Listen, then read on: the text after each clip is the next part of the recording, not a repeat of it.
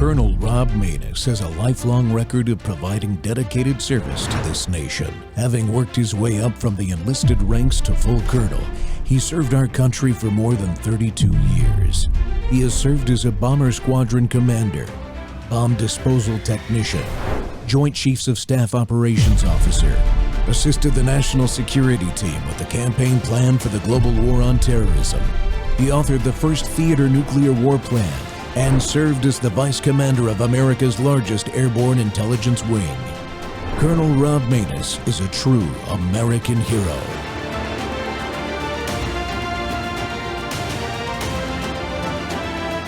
This is Rob Maness Live. They're coming up after. Okay, Tom, all right.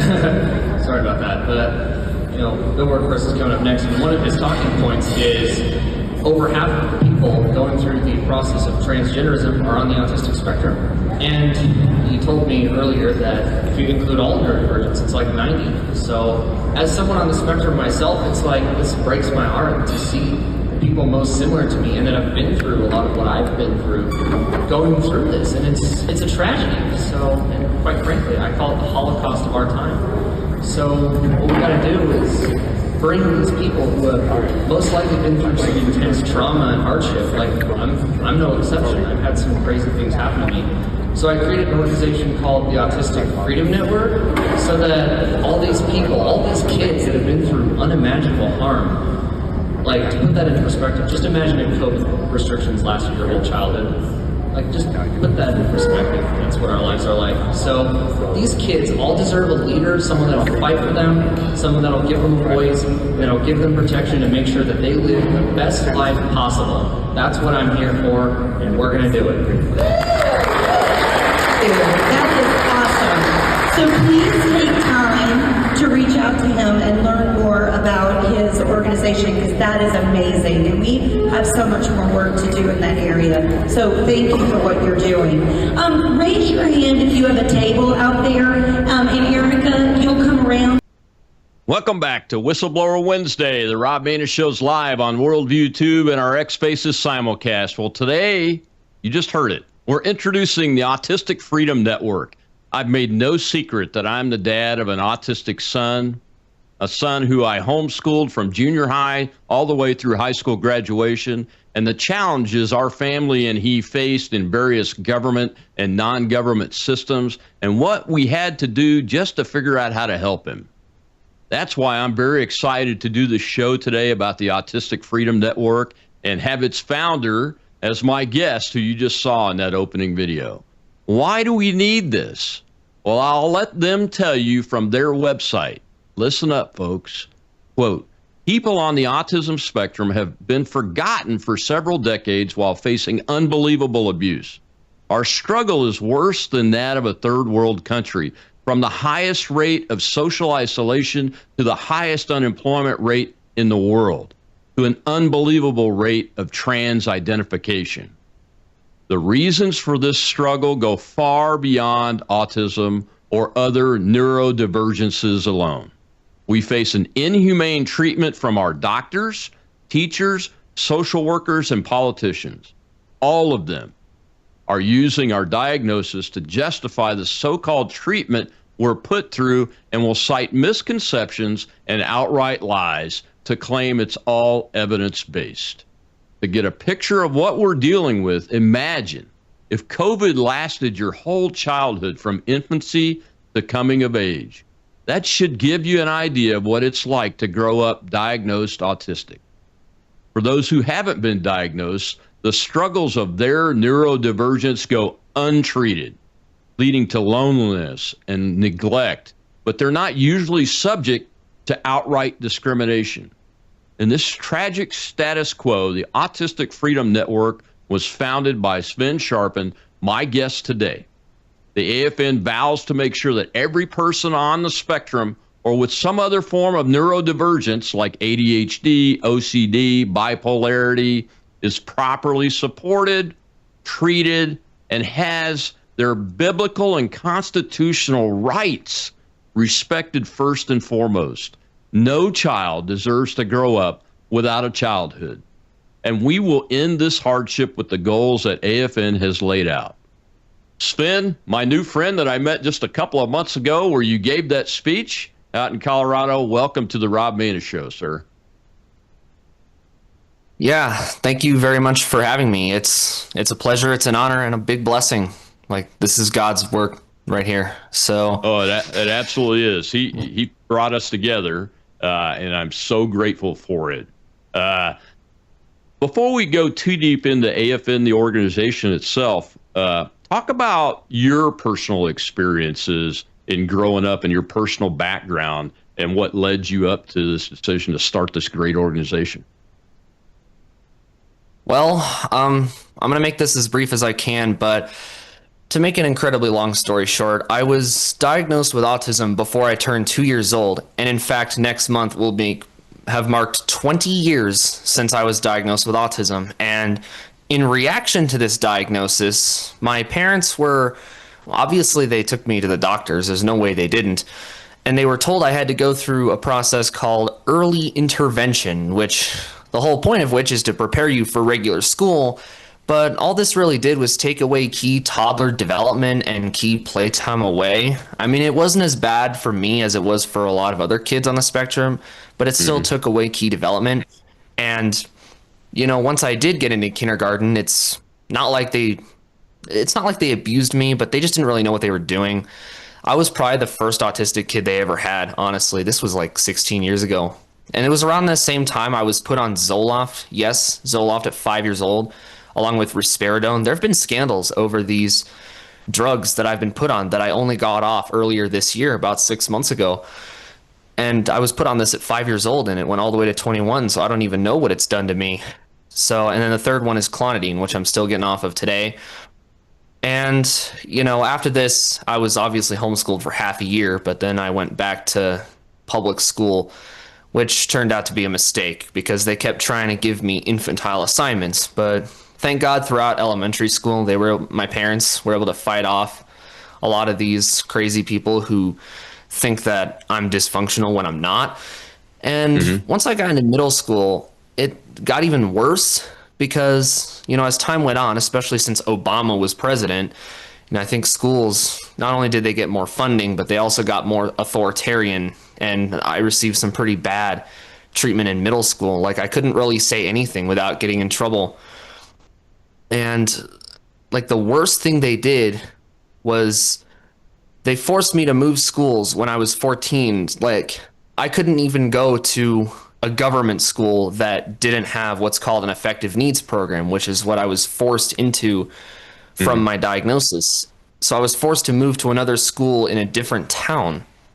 So if you think it's bad that zip code defines your school choice, just wait until you have a diagnosis of something where that's going to be what's determining your school choice. And over the course of the years, like, my parents tried to send me to Christian school, to charter school, or just schools that weren't government schools. And every time they were like, oh, we don't know how to deal with autistic kids. That's what I've been told anyway, but there could be something more sinister going on. And in 5th and 6th grade, I was also given preschool level material by the social workers, by the special education people, even though I was smarter than my classmates in both of those grades. But back to when I was forced to move schools for my first year of high school, I was forced to go to another school, and this put me in a really deep depression because I'd spent the last 4 years before that developing some pretty good relationships, many of which I've still been able to hang on to this day.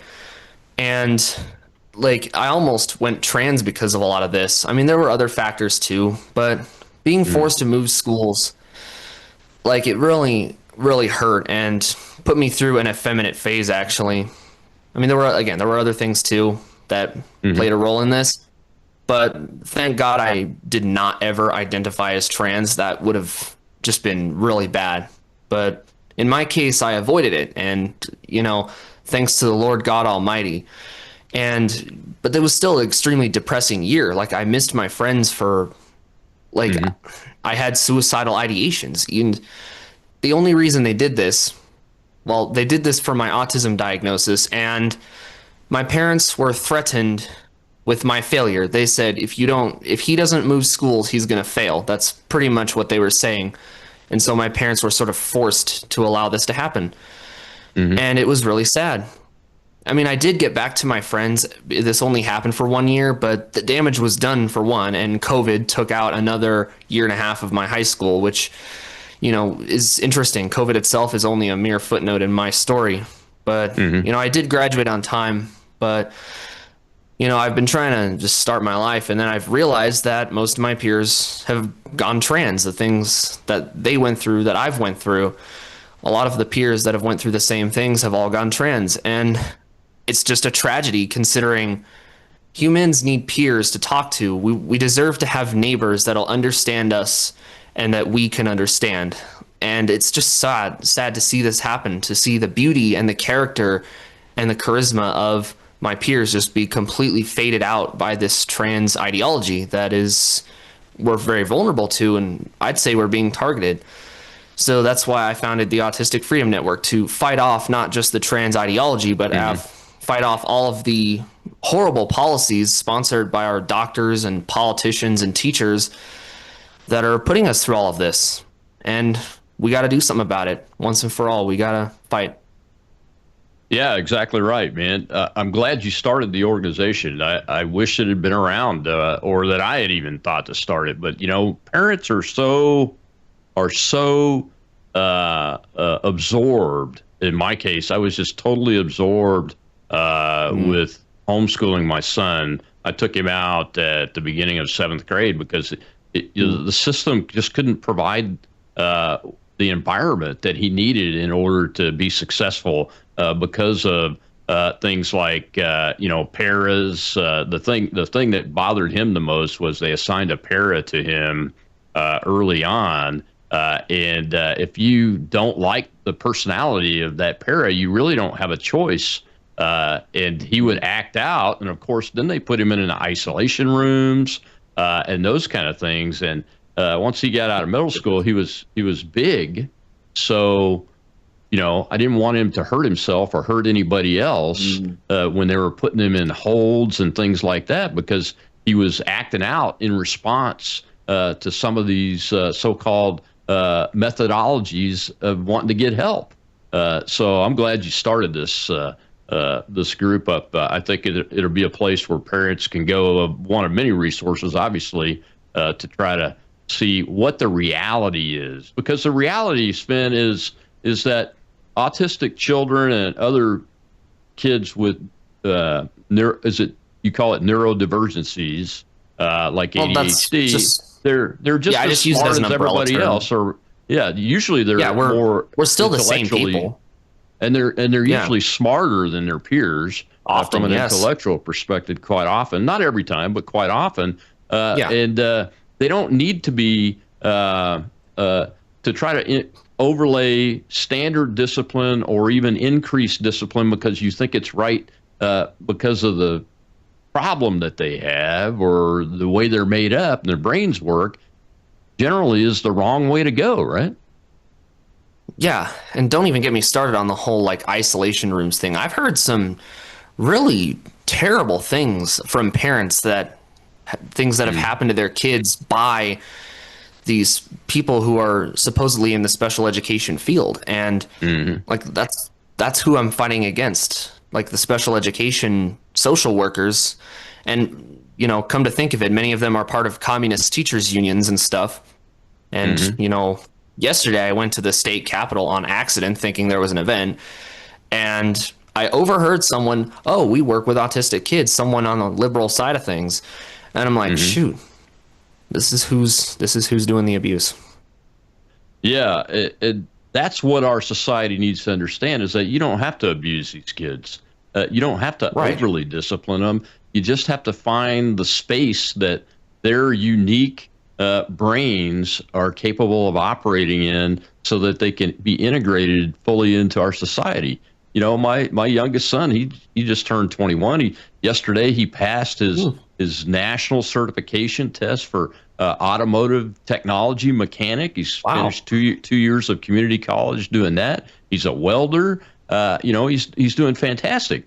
But we just had to find the right space for him to be able to learn and grow and all that. And the government systems and even the nonprofit systems really weren't effective at it. We got to take a commercial break. When we come back, Ben, I want to dive into what you were talking about, the control that school systems, other government agencies, the pharmaceutical industry puts on the parents that force them to think they have no choice but to put their kids into these really authoritarian programs. We'll be right back with the founder of the Autistic Freedom Network, Ben Sharpen.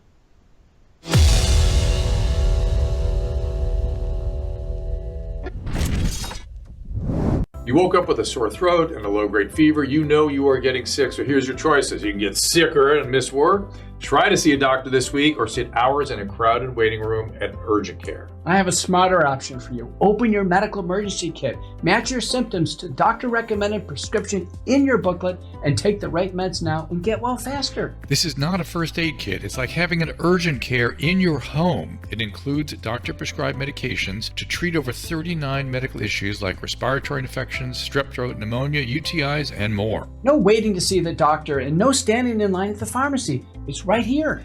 Every home should have at least one medical emergency kit, and here's how to order. Go to worldviewhealthcare.com. Your kit to treat dozens of common and serious illnesses is rushed to your door. worldviewhealthcare.com. That's worldviewhealthcare.com. The emergency kit available at worldviewhealthcare.com. Make sure you don't have to go to urgent care. I got pneumonia. I didn't have to go. I took this last year. Stayed at home, went to bed.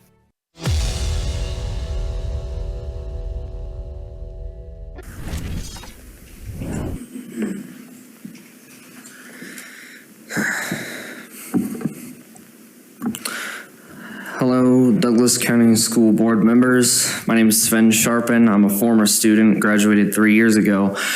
I'm going to tell you what life is like for a student on the autism spectrum where the district decides how the child is raised, which is why I advocate for an opt-in policy, because parents deserve better and to know exactly what's happening with their kids. I was given preschool level assignments in 5th grade without my parents' consent, and the only reason they know now is because I told them, even though I was smarter than my 5th grade classmates. But this came to a head when I was 14 years old, when Douglas County school board officials, or just school officials in general, decided they were going to choose where I attend school.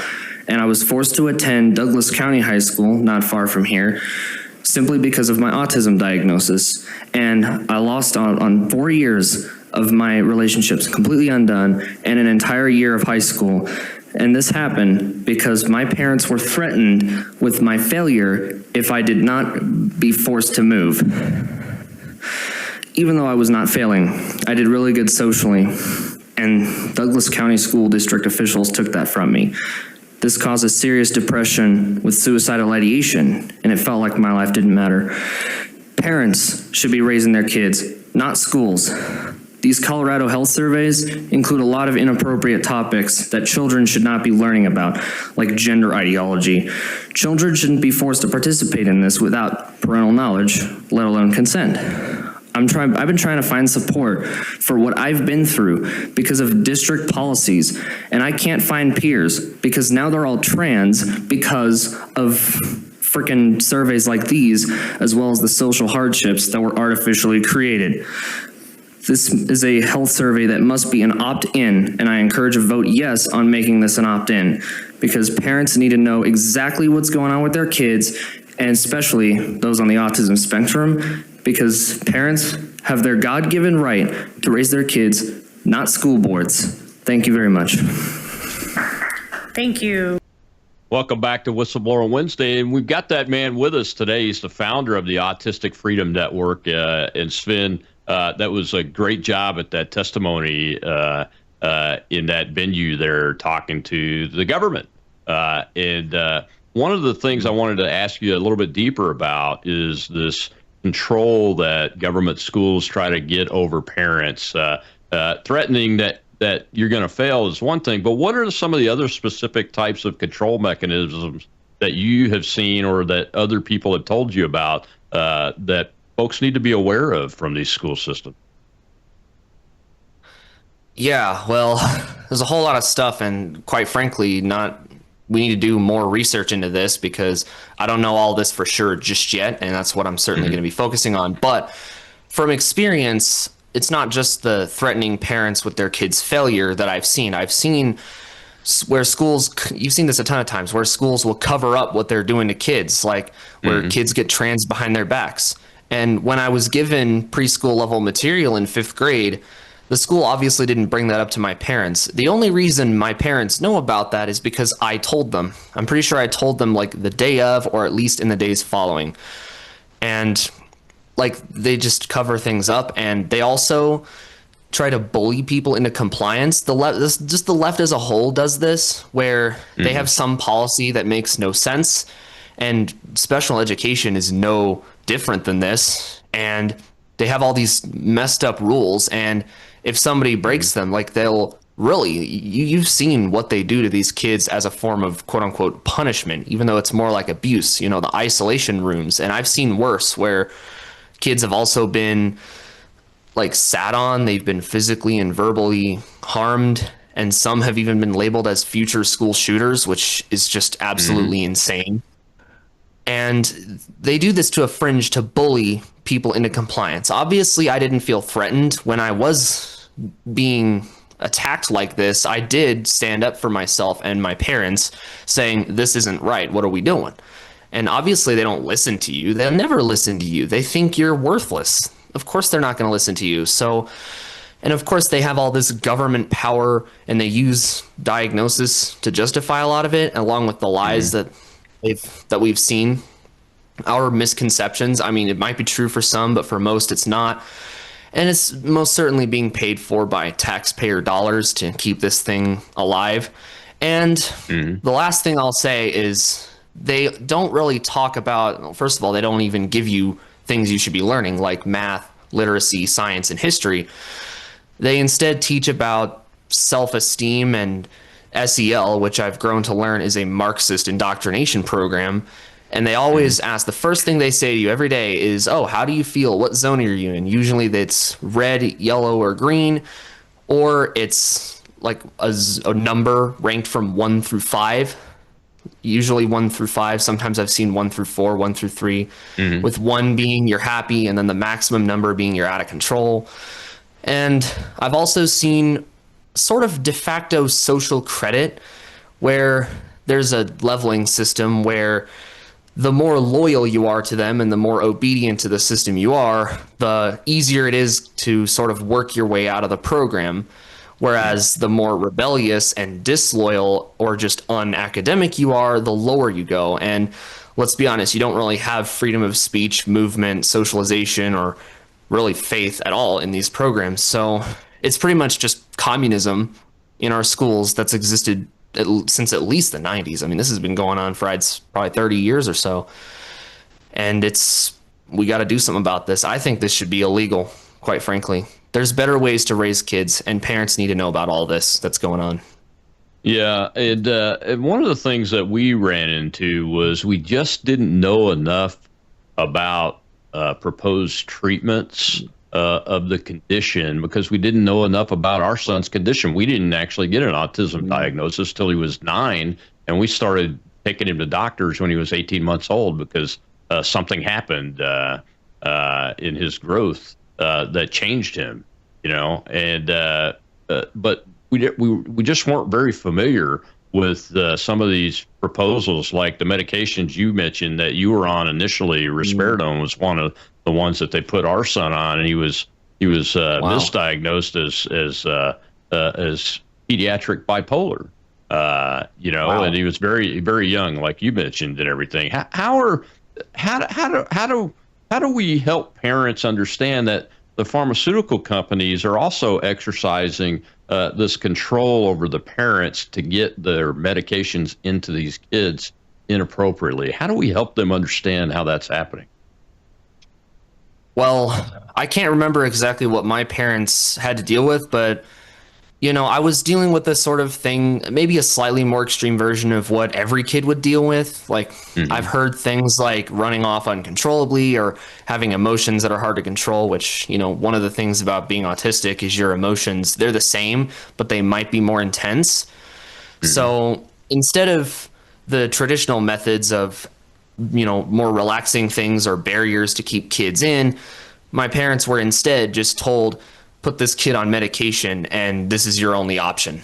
Most certainly that was the only option they were given. My dad recently told me actually that he didn't want to put me on medications. He just wanted to let me grow up naturally, and I agree with that. But my mom was like, no, we have to put him on meds. But because mom did a lot of the healthcare stuff, and she was most certainly told by doctors that it was the only option for me. And it was just it was, in hindsight, a mistake. And in the first few weeks, I was miserable from what I was told by my parents. Like, I was only a few years old. I don't really remember much of that, but I hear it was terrible. And it's just, I have no clue what it did. But one of the things it did do was give me these random twitches for life that are uncontrollable. So if you hear about stimming, that might be chemical. Okay. And it was caused in reaction to me having a diagnosis of autism. Now, if a kid had that and didn't have a diagnosis of autism, it would probably be a different story. They would probably just be like, oh, put up baby barriers or something. Or, I don't know, let him play with his favorite toys. I don't know.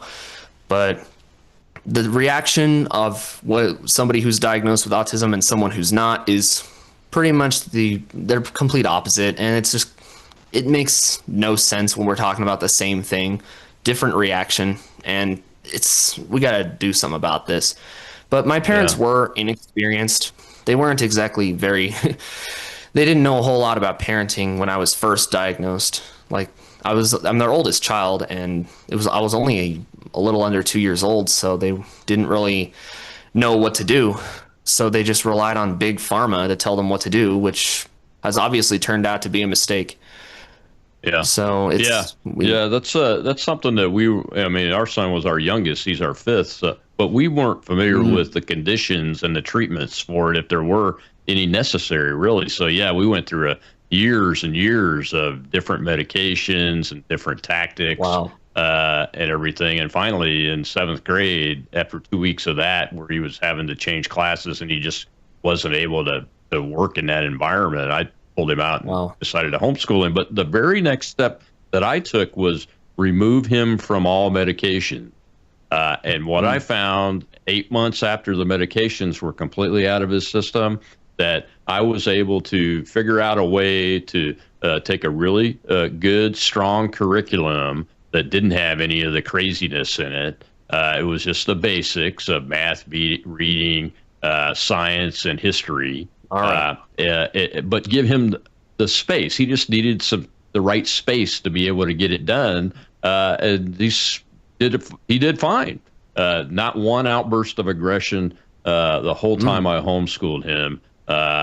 Where, like I said, he had a pair in middle school going into 7th grade because they were concerned about that. And I think it was the meds that were really causing that, because what the real deal is what you talked about, is that these kids they just have a different way of a different need for their environment, even though their reaction may be stronger, but it's pretty much the same as a kid that doesn't have autism. You know what I mean? Right.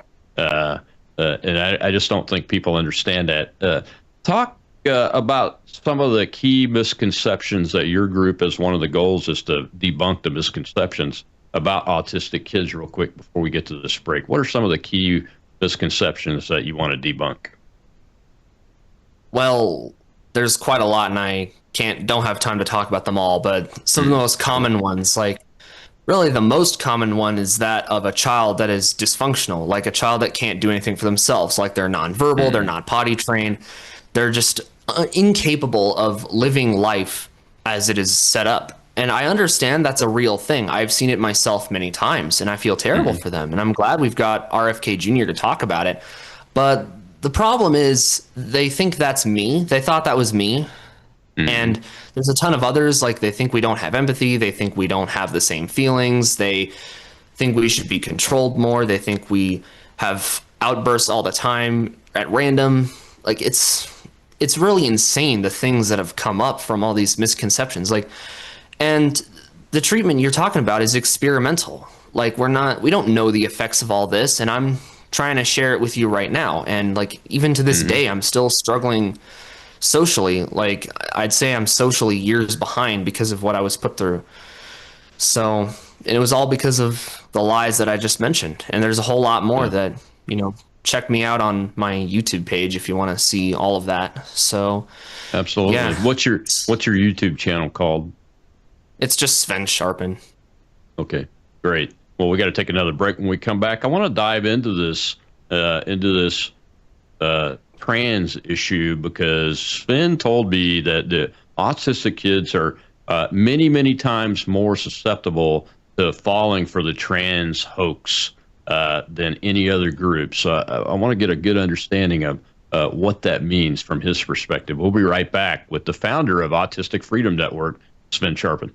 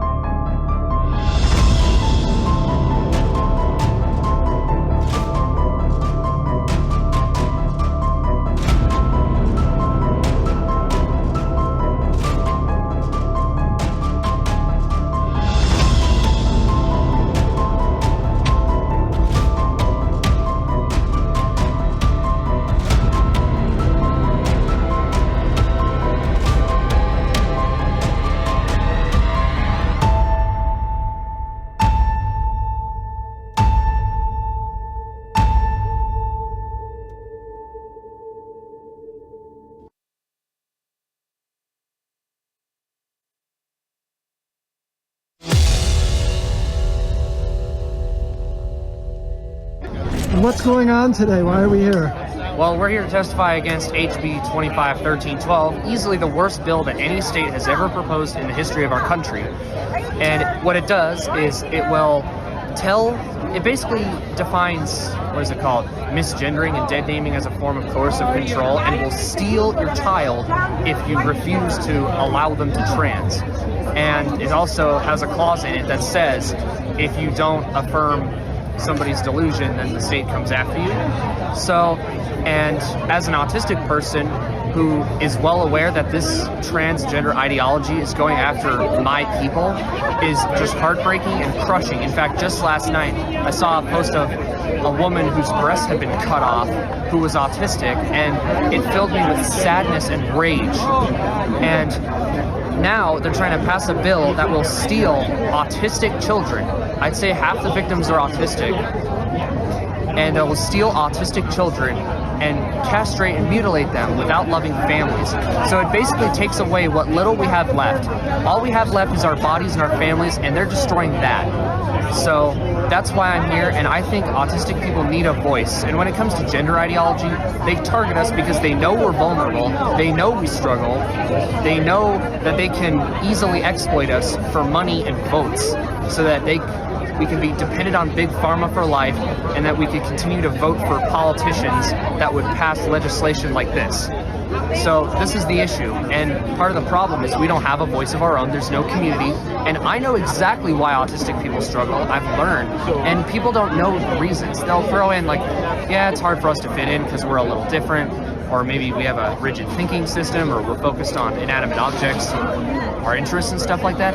But I know the real reason, and it boils down to authoritarian government repressing us in the schools. And then the trans come in and tell us that we struggle because we're trans. Thank you so much for taking the time to talk to me. Thank you very much.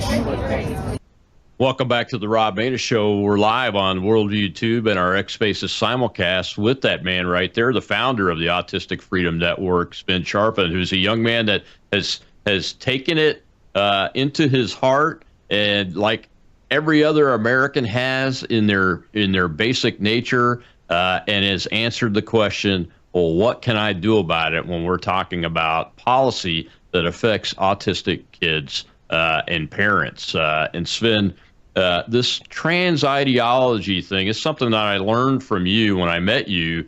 I wasn't aware of the significance of the numbers that the autistic kids are overwhelmingly able to be turned trans when they're faced with this ideology and they don't have the proper support.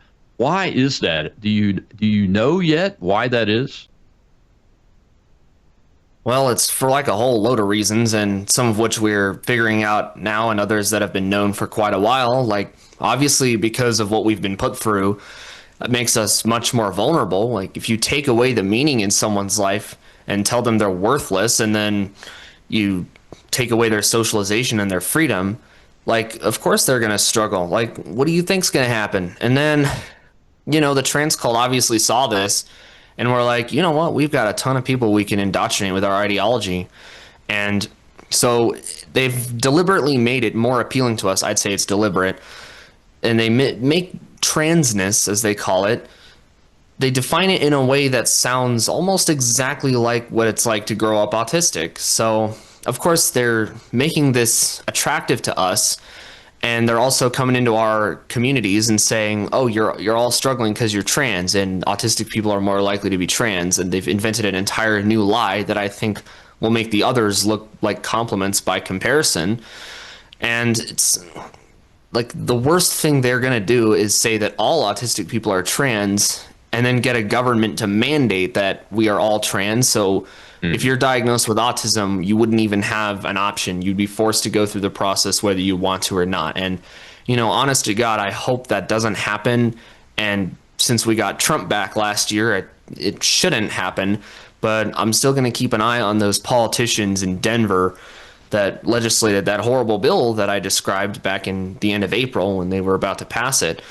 So it's the worst bill ever. And Gavin Newsom, the guy in California, he vetoed the California equivalent bill, and yet Polis here signed it.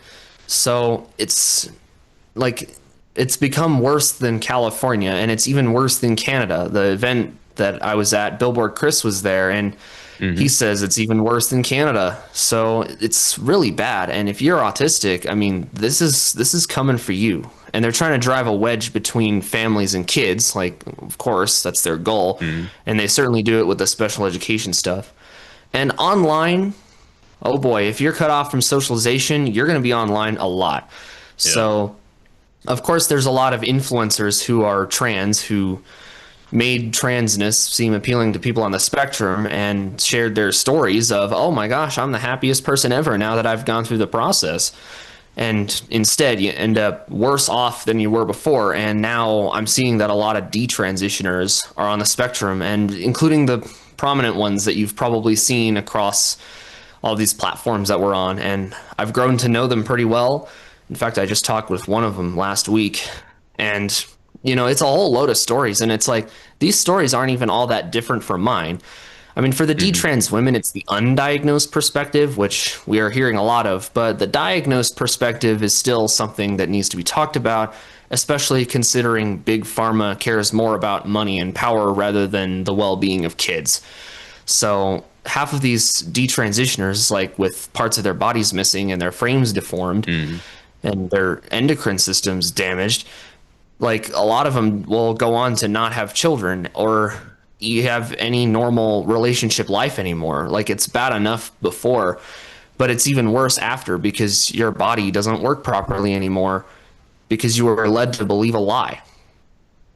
Yeah, I think that's why the suicide rates for post-surgery and post, chemical castration, those kind of activities is so high. I mean, it's higher than even veterans' suicide rates, which is the highest that in society until this trans issue exploded several years ago. You mentioned in the last segment that you were able to defeat that attempt to get you to do that. What's your secret? How did you successfully do that? Well, that was purely the grace of God. There's no other way to explain it. Like, I held on to faith, and I knew deep down that stuff didn't work. I was raised Christian, and I knew I wasn't fully alone. I knew Jesus was there for me. So that's what prevented me from going trans, is just the fact that I knew that stuff didn't work. And really, it's the grace of God. I mean, there's no way that without God, I would be a detransitioner right now, for sure.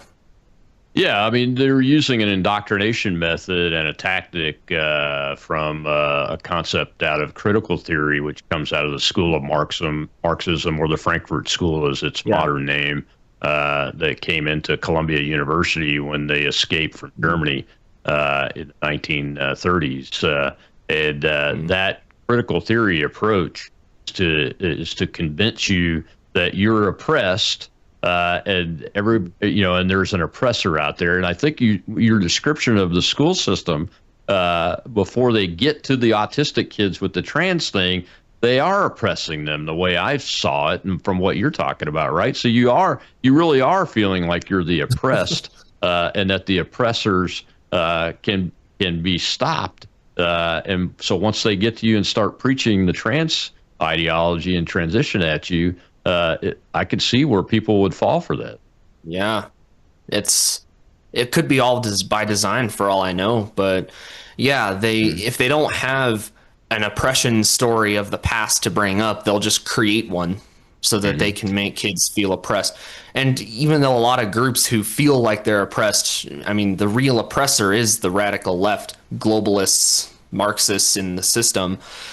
But I mean, for the autistic spectrum in particular, it's like, it's easily the worst for us. Like you mentioned, like the suicide rate of detransitioners after they go through the process is 19 times higher than for those before. But, the autistic suicide rate, I imagine, is pretty high too. I haven't been able to find anything that says any exact numbers, but I'd say that's the highest in the world. That doesn't include detransitioners. So it's pretty bad. And like, I don't even know what else to say at this point other than it's just pure evil. We gotta go after them, and that's who I'm fighting against. We're fighting against the radical schools that are doing this to us, and of course the trans cult that did this to us, and all the way up to the top. I mean, that's where we're gonna have to go. But it starts with bringing people on the spectrum together through the Autistic Freedom Network that I created, and I'm trying to get the word out about all of this stuff that's happening. So this whole like Marxist ideology of oppressor versus oppressed is just creating oppression, and we got to do something about it. And being on the spectrum, like, you've been caught up into this. We didn't choose to be caught up into this. So it's time to have a more logical, actually patriotic, God, family, country approach to all of this. So we need to fight it off like actual Americans, not a bunch of cowards. So yeah, that's I found that. I'm glad you said that about your faith and your Christianity, because I found that when people actually study the Bible and see how the reality is that God created men and women, and that he had a design for that and a design for the family, and those kind of things, it helps folks that are faced with this indoctrination to understand the difference between the real science and the Genesis, so to speak, in the book of Genesis of God's work versus this fake stuff that they're being presented with, that a man can actually become a woman and have children and those kind of things like a real woman, which is never going to be possible in any sense of the word, based on the biblical construction of men and women and marriage and the family and children, those kind of things. Before we get to this last break, when you're talking to other autistic folks of your age, how do you help counsel them to be wary of this issue? Well, I mean, I haven't found a whole lot just yet. I'm only in the first year, but I have found a couple, and I mean, they've already kind of gone through a lot of the stuff that I've been through, but for future generations of autistic kids, like, well, just trust your parents more than your doctors. The doctors will frame themselves as the expert and frame the parents as being inexperienced when that's just not true. My parents knew what they were doing, and the doctors and teachers just didn't. So to future generations of autistic kids, just don't trust anyone other than your parents. Your parents know you the best, and you deserve to have a perfect, loving relationship with them. And of course, a relationship with Christ that'll guide you through this mess that the world has created. So that's my advice. Well, we got to take our last break. When we come back, I want to talk about your activism and encouraging people to vote. And is the network planning on creating an activist network of autistic citizens to help fight this stuff? We'll be right back with the founder of the Autistic Freedom Network, Sven Sharpen.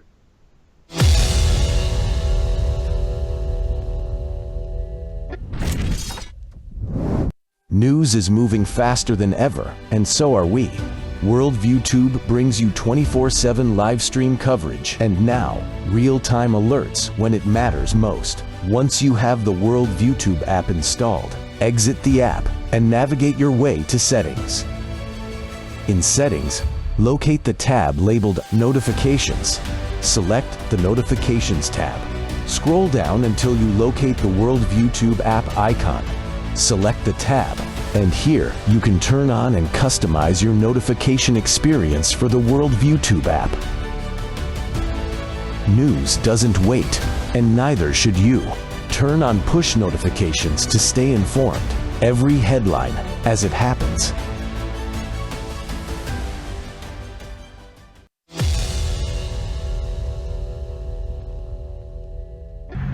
Hey everybody, it's me, Sven here, and I'm voting in my local school board elections, and these are arguably more important than the presidential elections we had. So this is my vote. I'm about to cast it. Yeah, so these elections are more important than presidential elections. Want to know why? Because these are the people taking care of your kids in school. And if you don't have school choice like I didn't, then you're gonna have a lot of problems, and the bad school board members they're gonna indoctrinate your kids. Like, this is a serious issue that we need to talk about. These are more important than presidential elections. You get out and vote in these elections, because if we let the wrong people get in, they're gonna hate America, they're gonna indoctrinate your kids to hate America, and the kids on the spectrum are gonna get the worst end of it. And we cannot allow this to continue. We wanna have school board members that will protect children, one of which that I just voted for has a kid on the spectrum. So that's great. We gotta get the right people into our school boards so that children are never harmed again. They can't vote. It's up to us adults to protect them. So we have to vote for them. They're on the ballot. Go vote in your school board elections. And before I end this, I'm gonna tell you something. You cannot say an election was rigged if you did not vote in it. The reason your side didn't win is because you didn't vote. You cannot say an election was rigged if you didn't vote in it. So just get out and vote. Election day tomorrow. Let's go and take our country back. God bless you and God bless America. Welcome back to the Rob Maness Show here on the Worldview Tube network. And Worldview Tube, folks, is a Christian worldview. That's what this network is all about, and why I was excited to have my show on this network when the founder and CEO of the network, Brandon House, gave us the opportunity, because it's a network that provides the Christian worldview at Worldview Tube. So check them out at Rumble. Sign up, subscribe to there. You can subscribe to the Rob Maness Show on Rumble too, or anywhere else where you find social media, like on X, where we do our X simulcast for our space and take questions from our audience. And we love having you there. And my guest today is that man right there, Sven Sharpen, the founder of the Autistic Freedom Network. And Sven, as part of your plans for the organization, are you going to do something like follow the model of Scott Pressler at Early Vote Action and build a base of advocates and citizen action folks, especially from the autistic community? Well, I know I look kind of like Scott Pressler, but I'm going to take more of a Charlie Kirk approach. In fact, one of the clips you showed was posted on September 9th, the day before the tragedy of the year.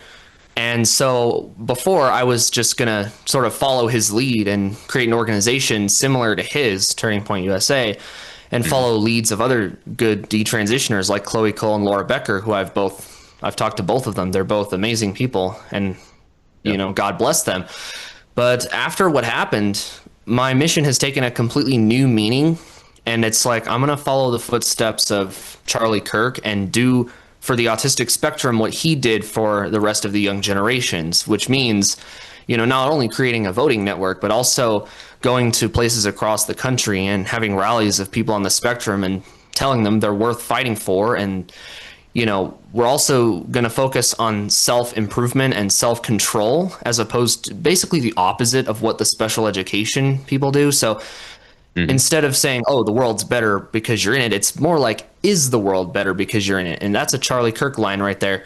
So we're going to focus certainly on self-improvement, as well as just getting people on the spectrum to understand why they're in the situation they're in.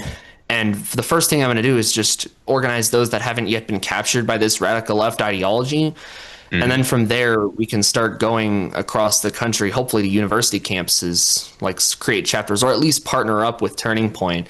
If they're watching this, that's great. But partner up with Turning Point and YAF and others to let them know what's been happening and how we can fix it. Like my mission page on my website has 20 goals on what we should do. And the first one is just to create this sort of movement. Like detransitioners, a lot of them are on the spectrum, especially the leaders, like the top ones, in prominence, they really lead the movement. And if they can create a movement, like so can the rest of the people on the spectrum. I mean, a lot are detransitioners themselves, and even for those of us that aren't detransitioners, we've still been subject to a harmful medical and educational practice.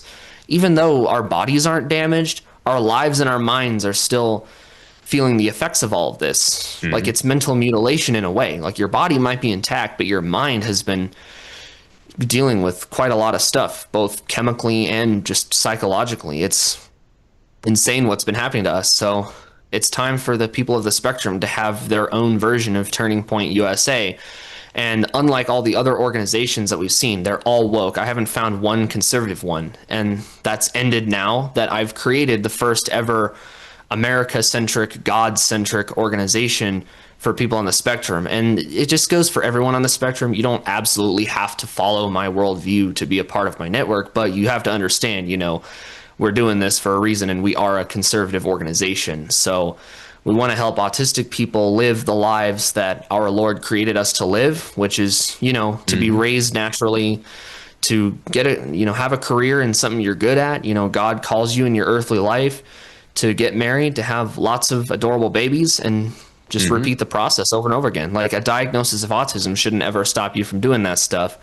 And quite frankly, it shouldn't define who we are. So that's what I'm trying to do. And I want to be the sort of leader that for the spectrum that Charlie Kirk was for the young generation. So I'm following more of the Charlie Kirk playbook rather than Scott Pressler. Well, that's fantastic. In just a few hours, I'm going to be speaking to the new TPUSA chapter at the Southeastern Louisiana University a couple hours from here where I'm at.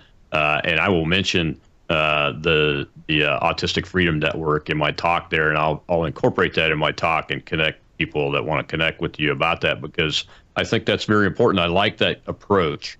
And you sound like Charlie. He said many times, fall in love, go have babies, and live a life of faith and help others. Over and over, he would say that. As a matter of fact, in one of his last interviews, he was asked, "What do you want to be remembered for?"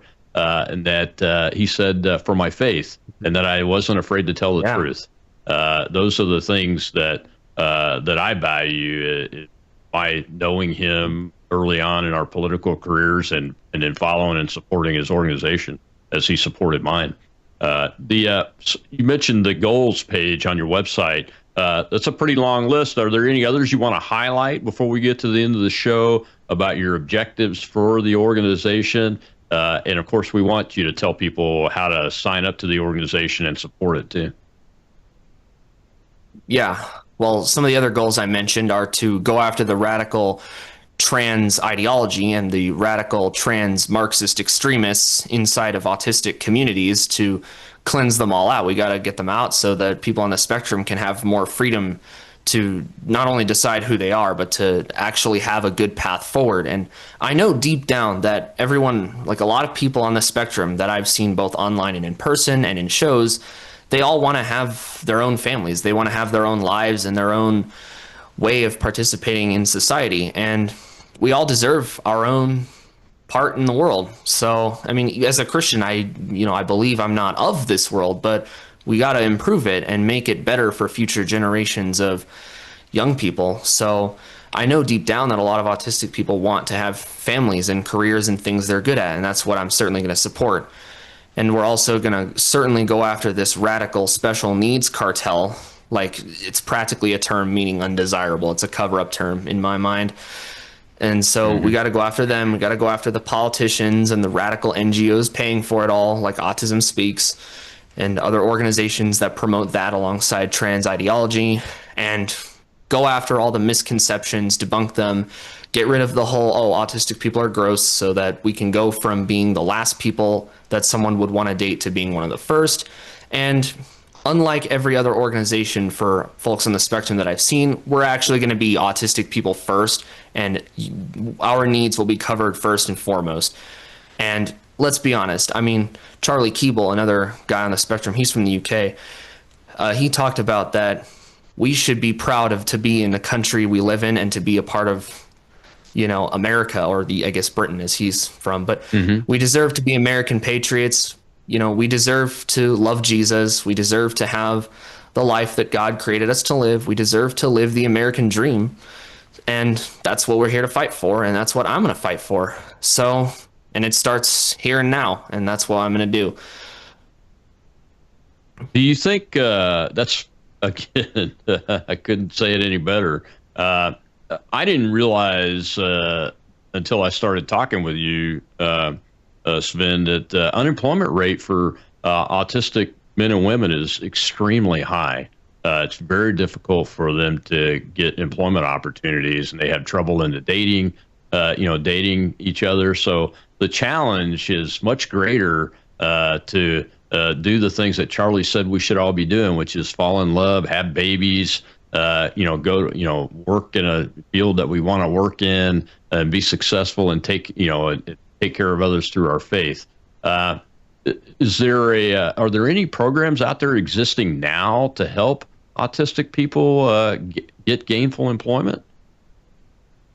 I mean, there are some, but as I've mentioned earlier, they're all really woke, and others just, I mean, we haven't seen any improvement in the quality of life. Like, there's barely been any change in this massive unemployment rate, and a college degree doesn't even make a difference. It's still the same, which just proves that college is in fact a scam. I've known this since I was like 15 years old.